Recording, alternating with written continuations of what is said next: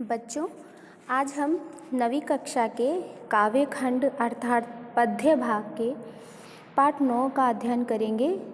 इनके कवि हैं कबीर। अभी हम कवि परिचय को पढ़ लेते हैं।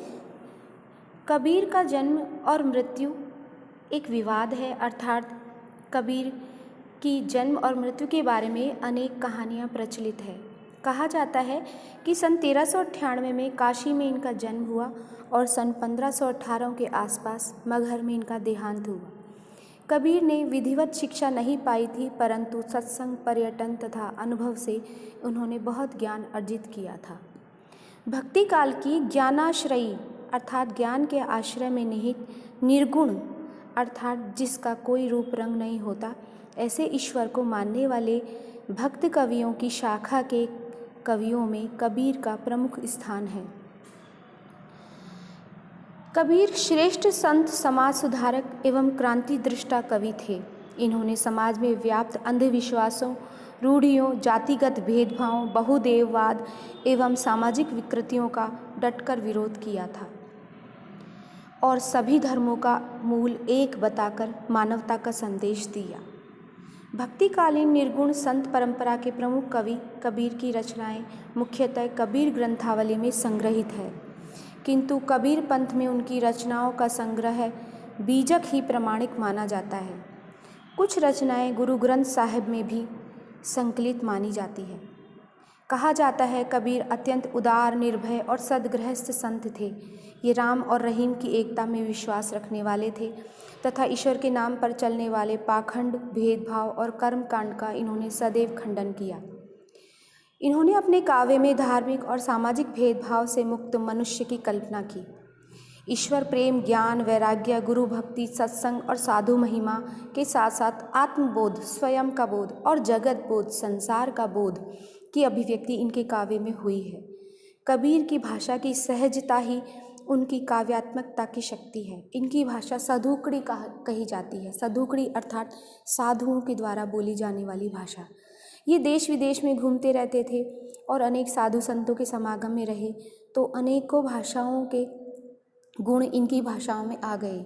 इनकी भाषा को सधुकड़ी या खिचड़ी भाषा भी कहा जाता है, क्योंकि सभी भाषाओं के शब्द इनकी भाषा में मिलते हैं। जनभाषा के निकट होने के कारण इनकी काव्य भाषा में दार्शनिक चिंतन को सरल ढंग से व्यक्त करने की ताकत है। आज हम कबीर की साखियाँ पढ़ेंगे पहले, उसके बाद जो इनके पद हैं वो पढ़ेंगे। तो सबसे पहली साखी है, साखी उसे कहते हैं बच्चों जो साक्षी का तद्भव रूप है साखी, अर्थात स्वयं अपने अनुभव का साक्षी जो है उनकी रचना करना, अपने अनुभवों के आधार पर उस साक्षी की रचना करना, इन्हें साखी कहा गया।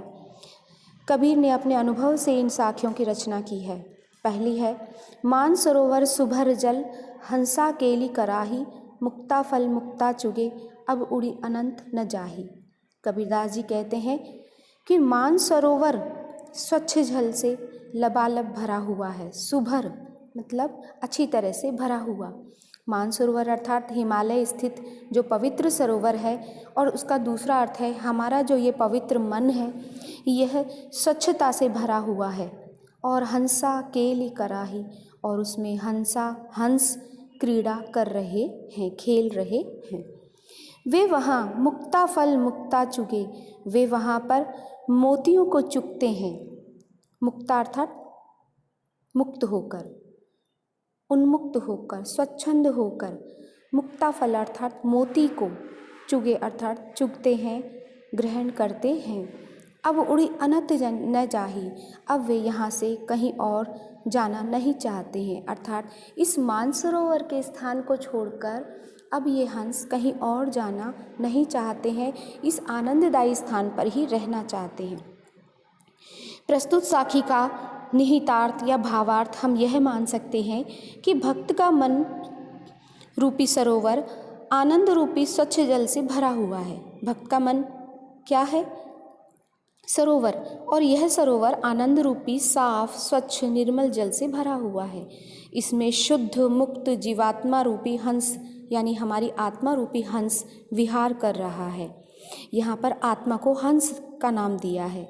वह वहाँ आनंद रूपी मोतियों को चुगता है, अर्थात हृदय में ये जो हमारी आत्मा है, यह आत्मा आनंद रूपी मोतियों को चुन रही है और यहीं पर मुक्ति पा लेने से, मुक्ति रूपी मोतियों को चुग लेने से, आनंद रूपी मोतियों को पा लेने से अब यह हंस, जीवात्मा रूपी हंस अब उड़ी अनंत न जाही, अब यह अन्यत्र कहीं नहीं जाता है। अर्थात हमारे मन में परमात्मा निवास करते हैं और उसे खोजने या पाने के लिए कहीं भी जाने की आवश्यकता नहीं है, अर्थात जीवात्मा में ही परमात्मा है।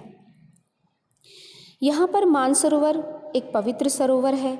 इसी मानसरोवर को उन्होंने भक्त का मन कहा है और हंस यहाँ पर जीवात्मा को कहा है और मुक्ता फल मोक्ष को कहा है और अनंत यानी दूसरे स्थान पर। मुक्ति का आनंद मिलने से, हमारी जो परमात्मा का प्राप्त हो जाने से, ये जो भक्ति है, भक्ति को प्राप्त करने वाली जो आत्मा है, जीवात्मा, यह कहीं और नहीं जाना चाहती है। यहाँ पर कबीर कहना चाहते हैं कि साधक को मन की पवित्रता पर ध्यान देना चाहिए। ईश्वर का साक्षात्कार उसे कहीं और नहीं, अपने हृदय के भीतर ही होगा। दूसरी साखी है, बहुत ही प्रसिद्ध है और बहुत ही अर्थ गांभीर्य इसमें भरा हुआ है बच्चों, कि प्रेमी ढूंढत मैं फिरो, प्रेमी मिले न कोई, प्रेमी को प्रेमी मिले, सब विष अमृत होई। कबीर कहते हैं कि मैं अर्थात एक भक्त ने सच्चे ईश्वर प्रेमी को ढूंढा। प्रेमी ढूंढत मैं फिरो, मैं अर्थात मैंने, एक भक्त ने एक दूसरे ईश्वर प्रेमी को ढूंढने में बहुत समय लगाया। सच्चे ईश्वर प्रेमी को मैं ढूंढता रहा, पर प्रेमी मिलो न कोई, लेकिन मुझे ऐसा प्रेमी कोई भी नहीं मिला जो ईश्वर से सच्ची भक्ति करता हो। लेकिन जब मुझे प्रेमी को प्रेमी मिले, लेकिन जब ईश्वर के प्रेमी से सच में वास्तव में मैं मिल गया, ईश्वर के प्रेमी से प्रेम पूर्वक मैं मिल गया, मुझे ढूंढने पर वह प्रेमी सच्चा ईश्वर मिल गया, तब सब विष अमृत होए। तब मेरे हृदय की, मेरे मन की सारी विषय वासनाओं का जो विष है वो अमृत में बदल गया। अर्थात जब ईश्वर के प्रेमी को ईश्वर मिल जाता है, सच्चा प्रेमी मिल जाता है, ईश्वरीय आनंद मिल जाता है, तो ईश्वर के प्रेम के प्रवाह से हृदय आनंद से भर जाता है और हृदय की सारी विषय वासनाओं रूपी विष समाप्त हो जाता है और वह विष अमृत में परिणित हो जाता है। हृदय की सारी बुराइयां खत्म हो जाती हैं और उसमें ज्ञान का स्वच्छ प्रकाश छा जाता है। यहाँ पर कवि ने मैं शब्द का प्रयोग किया है। मैं का अर्थ है सच्चा ईश्वर प्रेमी, सच्चे ईश्वर प्रेमी को ढूंढ रहा है। अर्थात सच्चे ईश्वर प्रेमी कम ही होते हैं, लेकिन जब दो ईश्वर प्रेमी मिल जाते हैं तो उनकी हृदय की विषय वासना रूपी बुराइयां नष्ट हो जाती है और परमानंद की प्राप्ति हो जाती है। तीसरी साखी है, हस्ती चढ़िए ज्ञान को, सहज दुलीचा डारी, स्वान रूप संसार है, भूकन दे झक मारी। यहाँ पर कहा है हस्ती अर्थात हाथी, ज्ञान को अर्थात ज्ञान का, सहज अर्थात स्वाभाविक सरल रूप से, दुलीचा अर्थात छोटा आसन, समाधि, स्वान अर्थात कुत्ता, भूकन अर्थात भूकना, झक मारी अर्थात झक मार कर, अर्थात बिना परवाह किए। कबीरदास जी कहते हैं कि सहज दुलीचा डारी, सहज समाधि का आसन बिछाकर हस्ती चढ़िए ज्ञान को, अर्थात ज्ञान के हाथी की सवारी करो। जब हम हाथी पर बैठते हैं तो हम एक दुलीचा, एक वस्त्र सा उस पर बिछाते हैं, गद्दी सी बिछाते हैं, ताकि हम आसानी से उस पर बैठ सकें, आनंद ले सकें।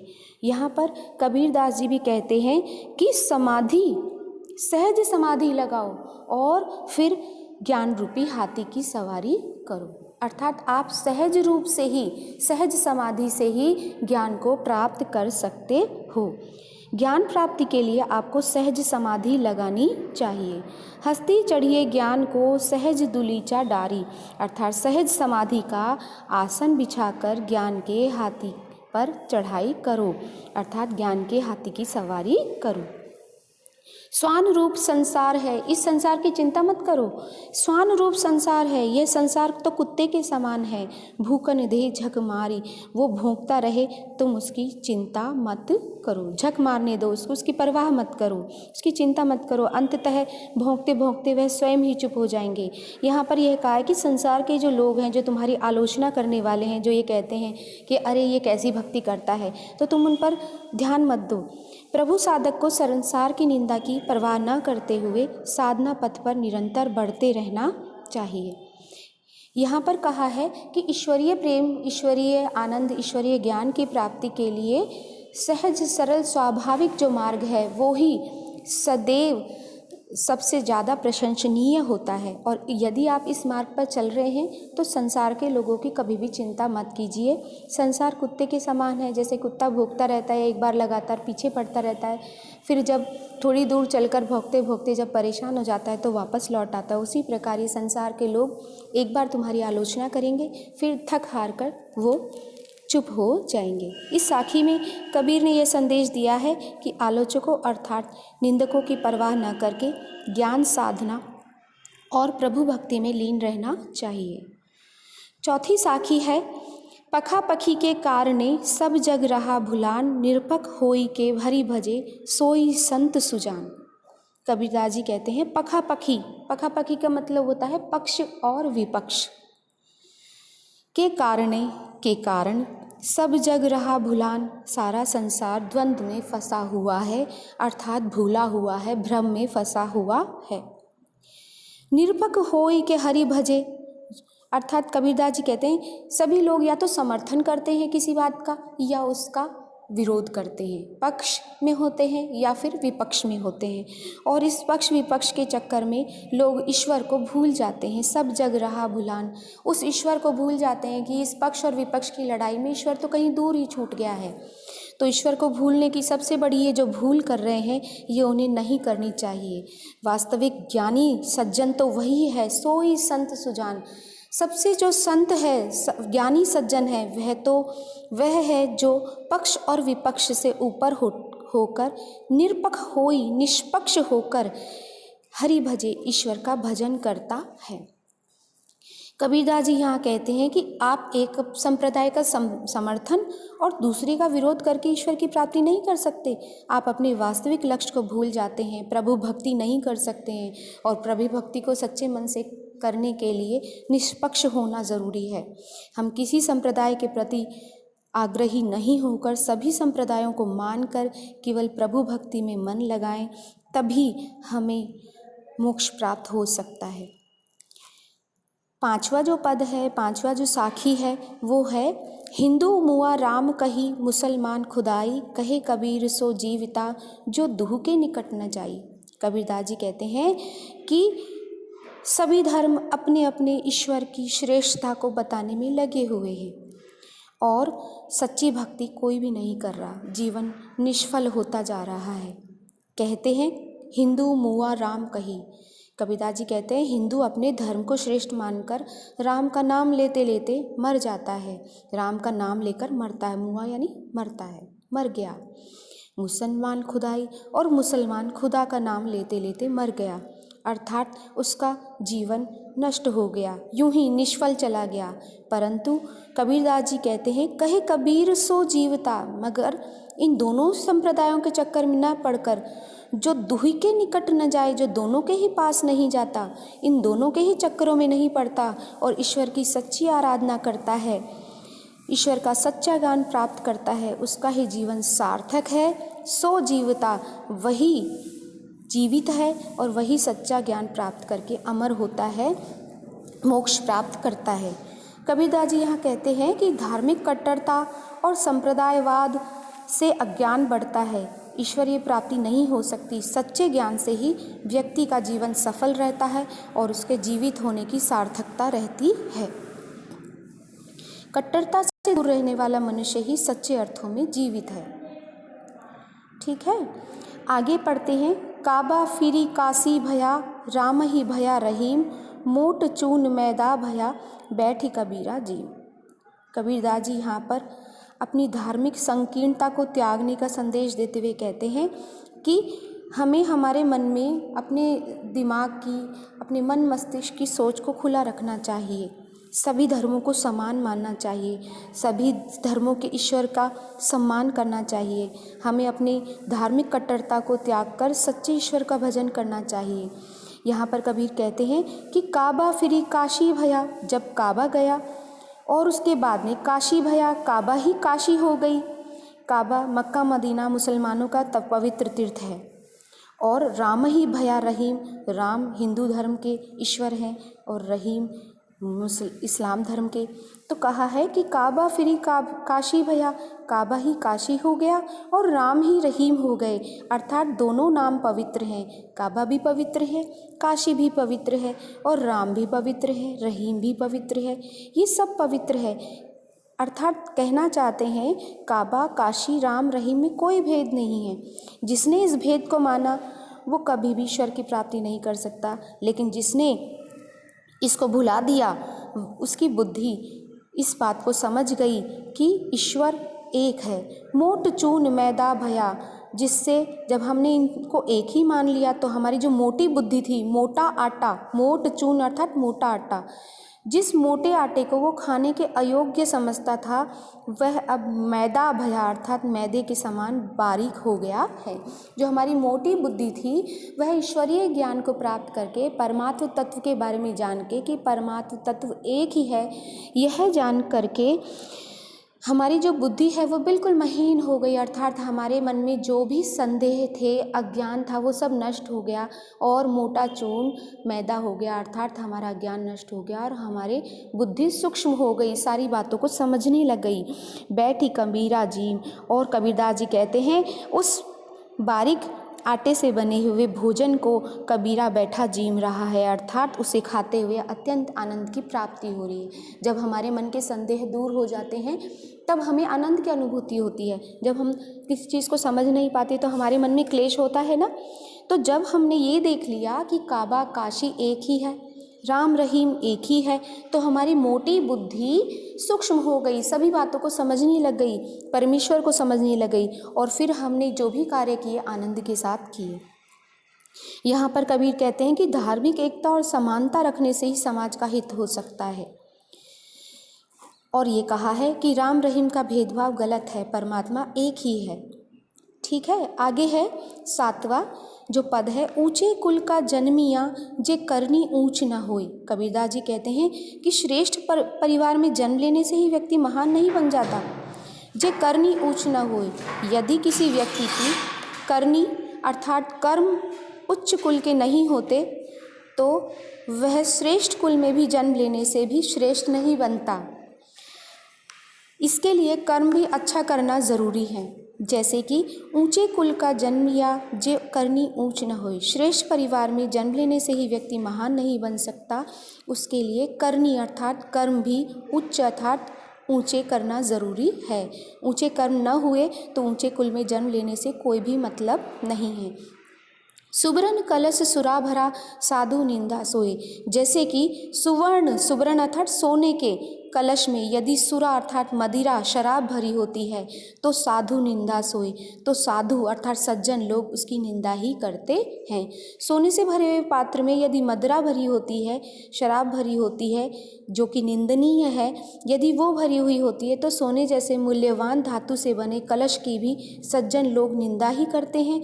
उसी प्रकार ऊंचे कुल में जन्म लेने से भी व्यक्ति यदि अपने कर्म ऊंचे ना करे तो लोग उसकी निंदा करते हैं, वो व्यक्ति कभी महान नहीं बन सकता।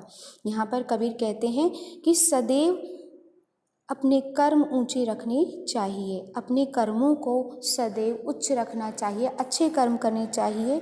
कुल यदि अच्छा ऊंचा ना हो तो भी चलेगा, लेकिन कर्म सदैव अच्छे करने चाहिए। बच्चों, आज हमने पूरी साखी पढ़ ली है, पूरी 7 साखी थी। अब हम इसके अगले भाग में शब्द यानी पद पढ़ेंगे जो 2 हैं। एक तो है मोको कहाँ ढूंढे बंदे और दूसरा है संतो भाई आई ज्ञान की आंधी रे। आप मेरे को आशा है कि आपने यह सब अच्छी तरह समझ लिए होंगे।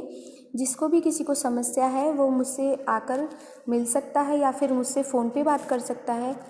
ये पद आप अपनी उत्तर पुस्तिका में इसकी व्याख्या करेंगे, सप्रसंग व्याख्या करेंगे और मुझे उत्तर पुस्तिका को आकर चेक करवाएंगे। बच्चों आज के लिए इतना ही।